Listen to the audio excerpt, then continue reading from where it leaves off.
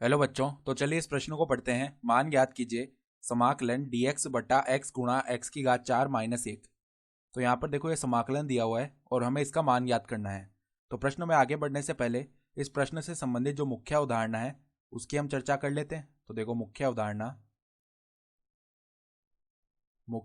क्या हो जाएगी।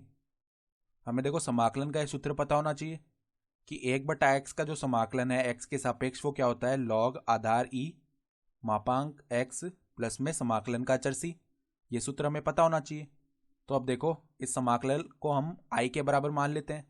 i बराबर में क्या आ गया, समाकलन dx बटा में x गुणा x की घात 4 माइनस में 1, ये लिखा हुआ है।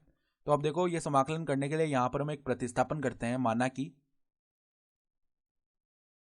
कि एक बार के लिए हम क्या मान लेते हैं, x की घात 4 को हम एक बार के लिए t के बराबर मानते हैं। अब हम क्या करते हैं, दोनों तरफ x के सापेक्ष अवकलन करते हैं।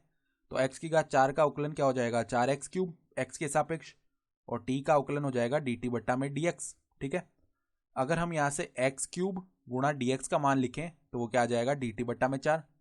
इस मान का हम उपयोग करने वाले हैं बाद में। तो अब देखो यहाँ पर dx के गुणा में हम क्या करते हैं, x क्यूब को गुणा करते हैं। तो यहाँ पर हम एक्स क्यूब को गुणा कर लेते हैं, गुणा में dx। अब एक्स क्यूब से ऊपर गुणा किया तो नीचे भी हमें गुणा करना पड़ेगा।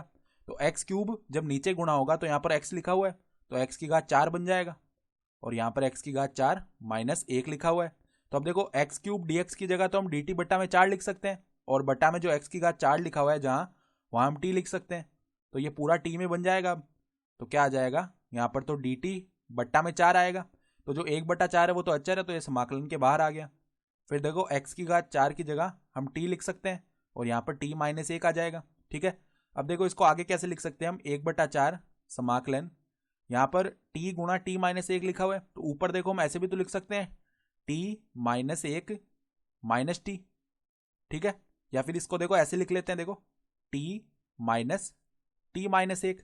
तो यहाँ पर जब इस ब्रैकेट को खोलेंगे हम वापस तो यहाँ पर 1 ही बन जाएगा गुणा में dt। और ऐसा हम क्यों कर रहे हैं, ताकि हम यहाँ पर इसको वितरित कर सकें समाकल को। ठीक है, तो वितरित करेंगे तो आसानी से हो जाएगा ये समाकलन। तो i का मान क्या आ गया, देखो i बराबर में, अब वितरित करके लिखते हैं। तो पहले देखो t के साथ खोला तो यहाँ पर t बटा टी 1 हो गया, यानी कि 1/t माइनस 1 आ जाएगा।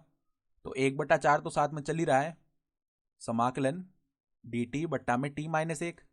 ठीक है, फिर देखो यहाँ पर अब इस माइनस के आगे क्या लिखा हुआ है, t माइनस 1, तो इसके साथ वितरित करेंगे इस पूरे पद को, तो t माइनस 1 से t माइनस 1 भाग हो जाएगा, यानी केवल dt बट्टा में t बच जाएगा, और 1/4 तो चल ही रहा है। तो माइनस 1/4 समाकलन dt बट्टा में t। तो अब देखो यहाँ पर हम समाकलन करते हैं तो 1/4 ये क्या हो जाएगा, लॉग आधार e मापांक t माइनस 1, और माइनस में 1/4 लॉग आधार e मापांक t प्लस में समाकलन का चर c। अब हम t का मान रख लेते हैं, तो 1/4 तो यहाँ पर उभयनिष्ठ आ गया, और यहाँ पर क्या बना, लॉग आधार e, t हमने क्या बना था, x की घात 4 माइनस 1, माइनस में लॉग आधार e x की घात 4। ठीक है, और प्लस में c। तो यहाँ पर देखो x की घात 4 जो है वो धनात्मक ही होता है, तो ये मापांक हम हटा सकते हैं। तो 1/4 लॉग आधार e, और लॉग का एक गुणधर्म होता है कि लॉग का जब जो आधार है समान हो और लॉग ए माइनस लॉग बी इस तरीके से लिखा हो तो उसे हम लॉग ए बटा बी लिख सकते हैं। तो यहाँ पर क्या आ जाएगा, x की घात 4 माइनस 1 बटा में x की घात 4 प्लस में समाकलन का चर c, और यही हमारे पास में इस समाकलन का मान भी हो गया।